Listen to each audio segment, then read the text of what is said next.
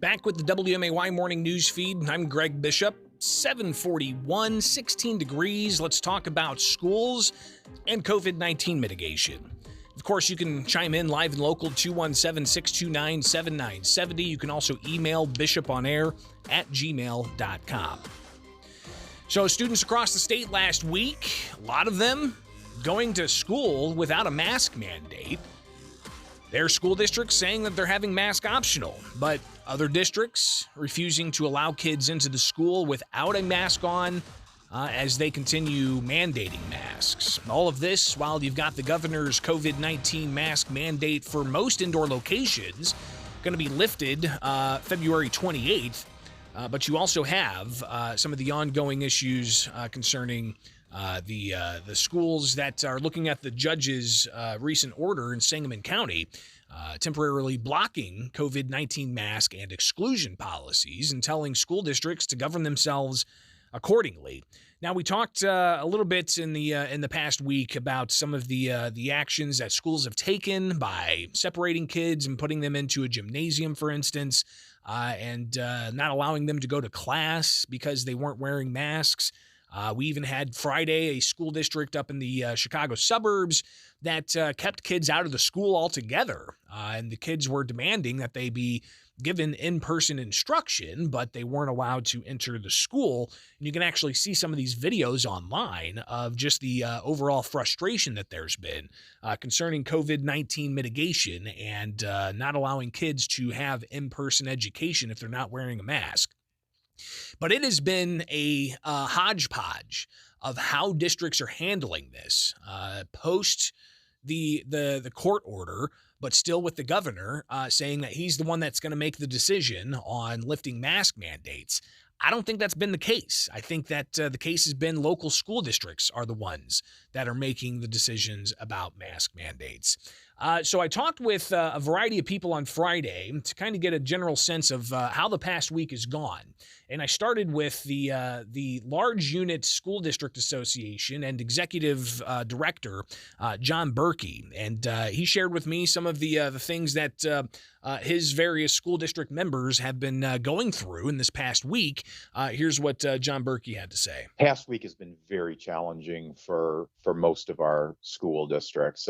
Quite frankly, the past 2 years have been very challenging, but the past week has been particularly challenging just because the ruling that came down a week ago Friday was ambiguous in some parts, meaning open to differing interpretations. And so our school districts were really left to interpret the ruling, along with advice of their attorneys in the way that they interpreted it best. And so that makes it really challenging because parents, of course, also have their interpretations. So it just led to, I think, a lot more conflict over the last week than we were hoping to have.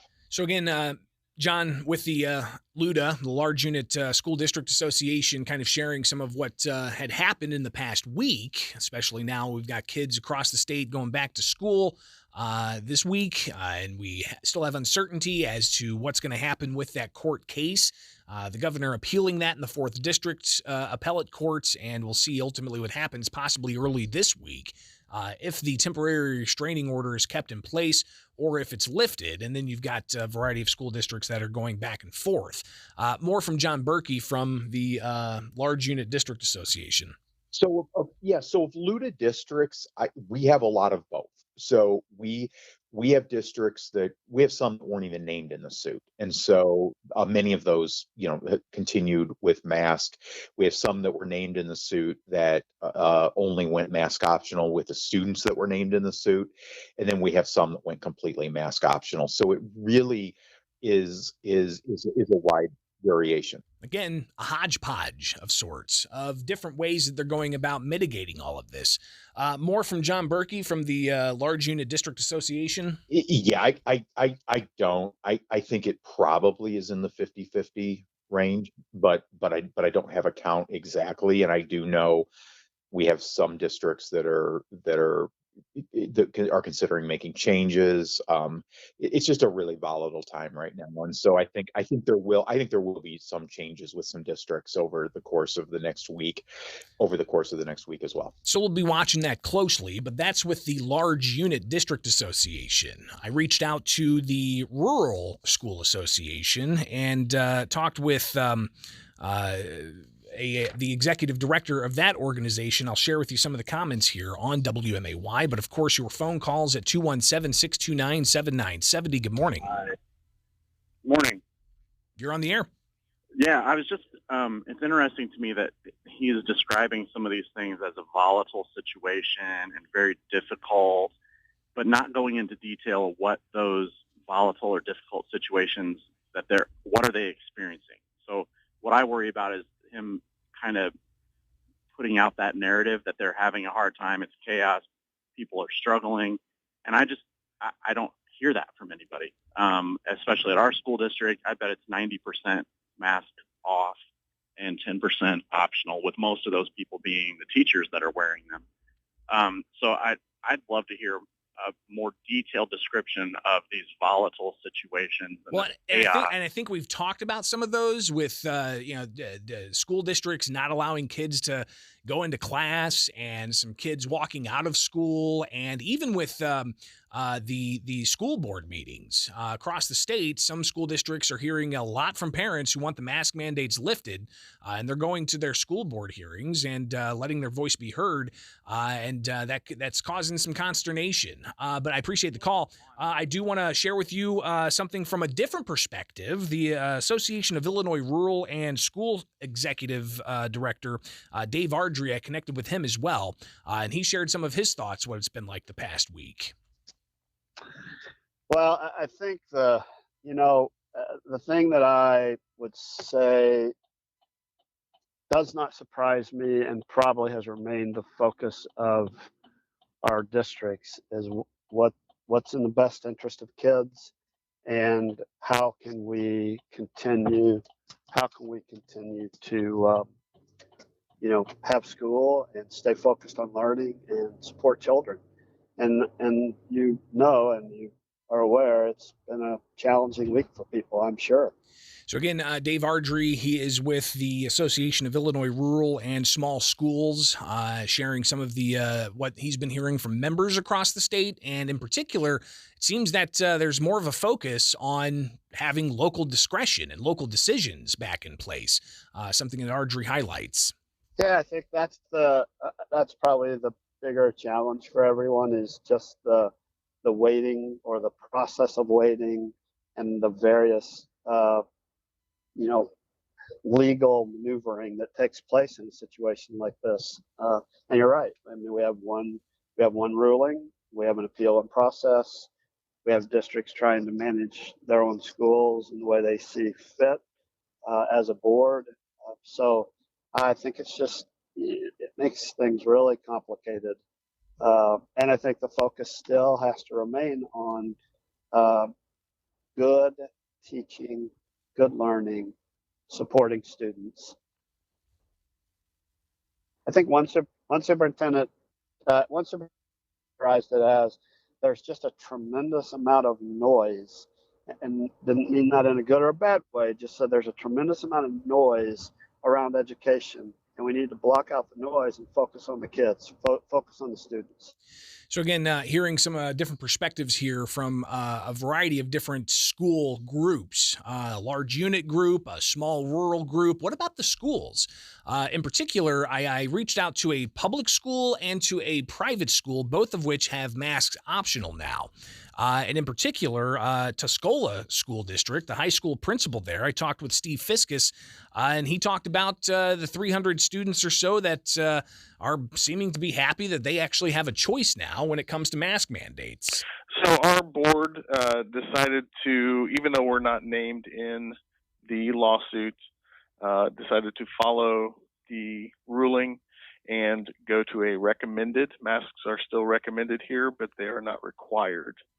And I think the students appreciated that opportunity. We still have it's a minimal percentage, but we do have a percentage still wearing their mask, which is their choice and their option. I think that's really what parents and students wanted all along. So it's been great to see smiling faces again, and I do think that it was something that they had wanted for a long time, and everybody was just kind of excited to have it actually come to fruition.